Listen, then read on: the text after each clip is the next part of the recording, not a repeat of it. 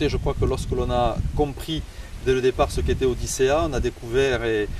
on a admis toutes les capacités de développement que nous pouvions avoir, non seulement pour notre commune, non seulement pour notre communauté de communes, mais surtout ce challenge qui était de faire la promotion non pas d'un seul territoire clairement identifié, mais de faire la promotion de quasiment tout un département, puisque dans le principe d'Odyssea,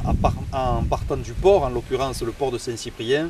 vous le voyez sur la carte, c'est quasiment tout le département qui est mis en valeur, et nous offrons ainsi la possibilité à nos touristes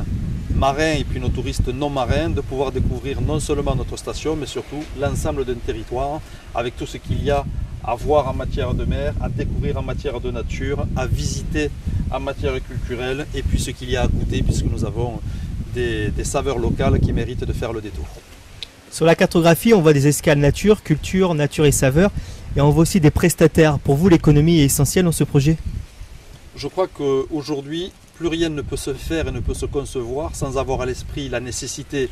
de développer l'économie, de créer de l'emploi et d'amener du dynamisme. C'est dans cet esprit-là que s'inscrit le projet Odyssea et c'est ce qui nous a séduit, c'est amener de l'emploi, amener du tourisme, amener de l'économie, amener des énergies nouvelles et surtout de mettre toutes ces énergies en synergie et de faire en sorte que ce qui est aujourd'hui un territoire identifié, Sud-Roussillon, devienne un embryon de ce qui sera plus tard plusieurs territoires identifiés et d'avoir une cartographie sur le pourtour méditerranéen, sur la façade atlantique et d'une manière générale sur l'ensemble des ports du territoire européen, cette possibilité de découvrir des territoires à partir d'une arrivée en bateau, à partir d'un pôle nautique. Tout à l'heure en aparté, vous avez parlé de solidarité, d'un renvoi du littoral vers l'arrière-pays. Pour vous, c'est essentiel qu'une station comme Saint-Cyprien, la destination Sud-Roussillon, renvoie vers les territoires à 1 heure ? Le tourisme solitaire, comme je l'ai dit effectivement, doit maintenant laisser la place à un tourisme et une économie qui soient solidaires. Aujourd'hui, un territoire seul, quel qu'il soit et quels que soient ses atouts, ne peut pas être clairement identifié, ne peut pas se vendre, ne peut pas attirer seul de nouveaux touristes et une nouvelle économie. Aujourd'hui, il faut que l'on vende non seulement nos stations balnéaires, notre port, mais surtout, et aussi, c'est ce que je voulais dire, c'est aussi tout cet arrière-pays, toute cette richesse qu'il y a dans les terres, que ce soit à 5 minutes du port de Saint-Cyprien ou à 1 heure de voiture, comme le préconise le programme Odyssea.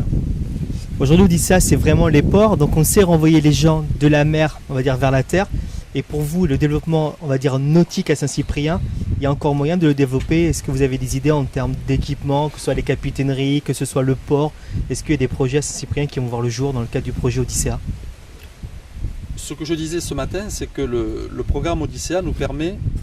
de mettre les pieds sur une première marche d'un escalier qui va être particulièrement long et intéressant. Et les autres marches de cet escalier, vous l'avez dit, c'est d'amener davantage de développement économique. Et puis après, concrètement, c'est de construire une nouvelle capitainerie, un comptoir des saveurs, de mettre à disposition de tout le public, pas seulement les touristes maritimes, pas seulement les plaisanciers, mais tous nos touristes, de leur mettre à disposition des outils afin de pouvoir découvrir tout ce qu'il y a de l'autre côté, soit des Pyrénées, soit à 1 heure de voiture. Et je crois que le terme de solidaire et de capitalisation, ces deux termes-là sont fondamentaux, puisque c'est un savoir-faire que nous avons maintenant, puisque cela fait plus de 5 ans que nous travaillons sur ce projet Odyssea. C'est un savoir-faire que nous pourrons exporter et que nous pourrons mettre à disposition d'autres partenaires portuaires dans d'autres villes, dans d'autres régions, pour qu'il y ait un vrai maillage et une vraie économie touristique de qualité. Je crois que l'avenir, c'est la qualité des prestations que nous allons offrir. Donc aujourd'hui, vous parlez beaucoup de mise en réseau, aujourd'hui de qualité d'offre de services. Pour vous, vous allez laisser une place à la formation. Comment vous allez mettre sur une destination, on va dire, grand public, mettre de la qualité, de l'offre en termes de prestations touristiques et nautiques? Il y a tout simplement une politique de filtrage, de choix des partenaires avec lesquels nous allons travailler. Je crois que chaque prestataire, chaque commerçant, chaque artisan, chaque savoir-faire qui voudra se faire reconnaître devra avoir les qualités requises, devra avoir cette volonté de bien faire, de faire du qualitatif pour pouvoir être intégré dans le cadre du programme Odyssea et être, même si le terme n'est pas exact, mais d'être labellisé Odyssea. Je crois qu'il faut clairement que ce soit une marque de reconnaissance de la qualité de la prestation que nous proposons et c'est ce qui attirera les touristes chez nous, c'est ce qui fera qu'ils resteront plus longtemps, c'est ce qui fera qu'ils prendront un véhicule électrique pour aller faire demi-heure de voiture ou de vélo électrique, et qu'on leur donne cette curiosité de découvrir des choses qui ne seront jamais anodines, mais qui systématiquement seront de qualité. C'est pas qu'une montée en gamme des prestataires, c'est vraiment une montée en gamme, une nouvelle qualification de la destination Sud-Roussillon au départ du port de Saint-Cyprien. Vous savez, nous sommes dans une région qui, il y a 50 ans, était à peine identifiée touristiquement, puisqu'il n'y avait rien, il n'y avait que du sable, il y avait des marais salants, il y avait ici des rizières. Et il y a 50 ans, un port a été créé, il s'est développé, il est devenu aujourd'hui le 3e port de Méditerranée, 3e port de plaisance. Et je crois que nous devons tendre vers cette courbe ascendante en termes de qualité et proposer toujours mieux et toujours plus à nos touristes. C'est ce qui fera qu'ils viendront ou qu'ils resteront chez nous.